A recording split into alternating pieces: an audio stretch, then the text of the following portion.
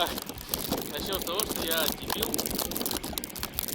И, в принципе, ситуация говорит сама за себя. Решил проверить, насколько вообще машина может подняться на снегу. Просто было интересно. Получилось так, что поехал. И сел в снегу, хотя, ну, на снегу не видно, потому что там колея, потому что ехал, и вдруг сел. Вот. Ну все.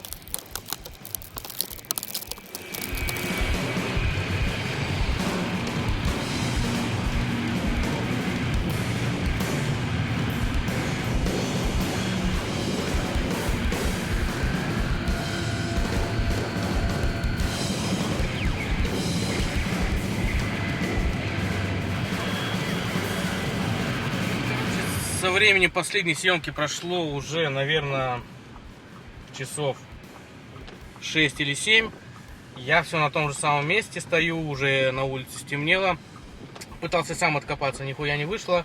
Мало того, что нихуя не вышло, у меня еще сглюкнули вообще все системы. Машина прям плачет.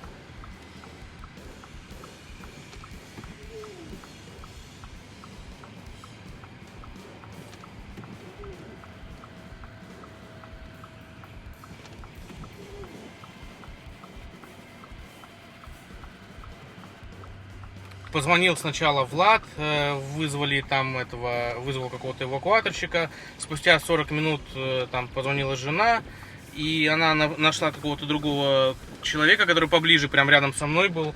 В итоге мы с этим человеком в течение часа пытались понять, где я нахожусь. Он не смог меня найти. В итоге он просто взял и свалил. Потом я, когда вернулся в машину, посидел тут 10 минут, и сзади подкатил чувак на Ниве. Ну, просто чисто случайно. Он тоже проезжал, тут подкатил на Ниве и попробовал меня подтащить лебедкой. Лебедка у него не вышла, потому что у него машина легкая, она скатывается. После этого он сказал, что сейчас вызовет какой-то якорь, позвонит кому-то там, напишет. В общем, какой-то якорь, я не в курсе, что за якорь. И они должны через полчаса меня вытащить. Надеюсь, что все-таки в итоге вся эта херня закончится. Обойдусь малой кровью, и все эти ошибки уйдут, когда машина поедет, ну, по этому самому, по асфальту, когда равномерное будет движение, она поймет, что все нормально. А то, когда тыркался вперед-назад и прокручивался, она прям вот у нее бедная, короче.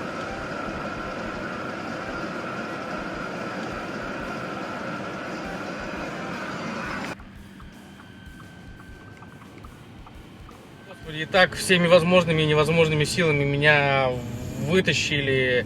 Приехал, короче, чувак на Ниве, ну я уже рассказывал, да, который случайно проехал.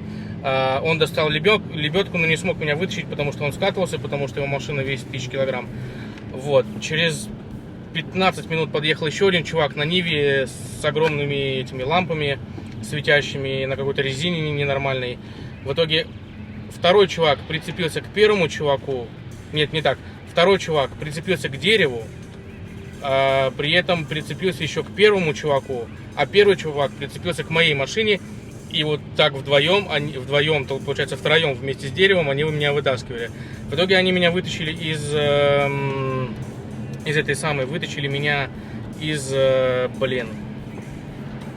вытащили меня, короче, из колеи, из этой ямы, в которой я сидел, а дальше у них что-то пошло не так, они не смогли меня вытащить. После этого подъехал еще один чувак на джипе, по-моему, Liberty, но я не уверен точно, с огромной резиной, с какой-то нереальной, с каким-то нереальным тросом, таким толстенным, широченным. В итоге присоединил меня. С разгона меня несколько раз дернул, в итоге меня вытащили на такое место, где уже было более-менее полого, я хотя бы мог поехать. А получается, в тот момент, когда меня тащили чуваки на лебедке и этот чувак на Liberty вытаскивал с разгона, у меня в это время было миллион ошибок, и машина не работала вообще. То есть даже заднюю она как-то как-то вообще не ехала. То есть колеса не особо даже сильно крутились, и мне кажется, там из-за того, что ошибка на ошибке, там была, в аварийном режиме вся электроника, которая здесь могла только быть. После того, как меня чувак вытащил на такой более-менее пологий пригорок, Я попробовал в драйве уже поехать, в драйве поехал, более-менее как-то забрался наверх, забрался еще на один пригорок. В общем, выехал на место, которое можно было уже нормально ехать, без опасности скатиться. И, в принципе, все так и поехало. Сейчас уже еду по городу.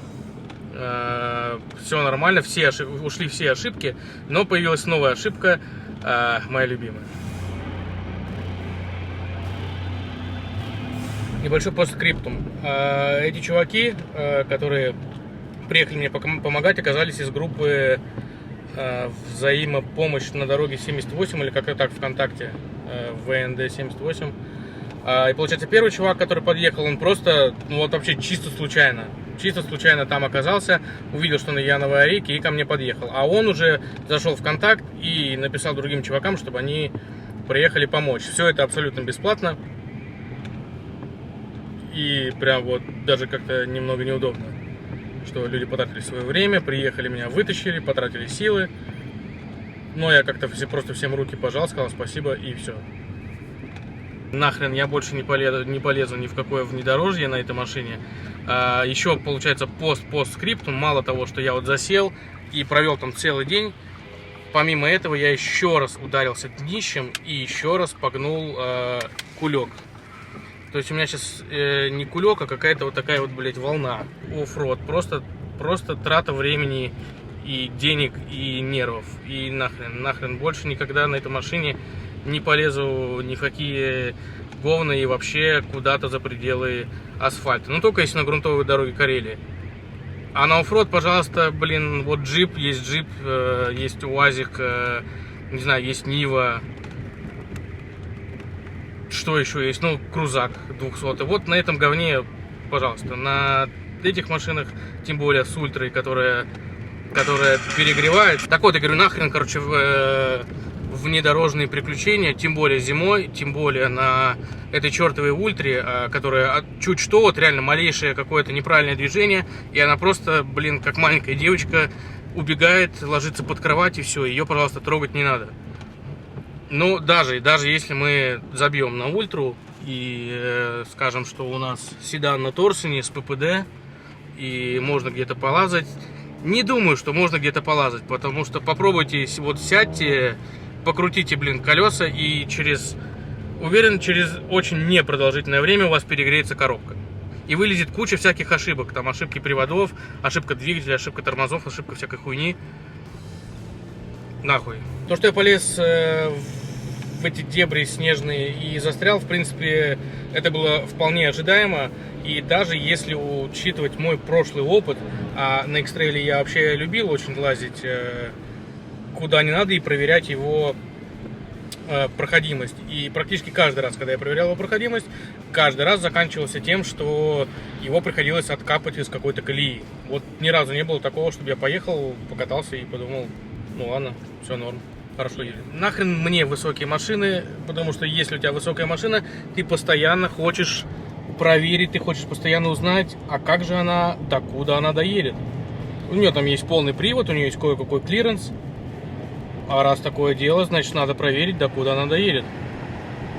И вот сегодня я выяснил, что ни докуда она не доедет. Вот. Человек не учится даже на своих ошибках.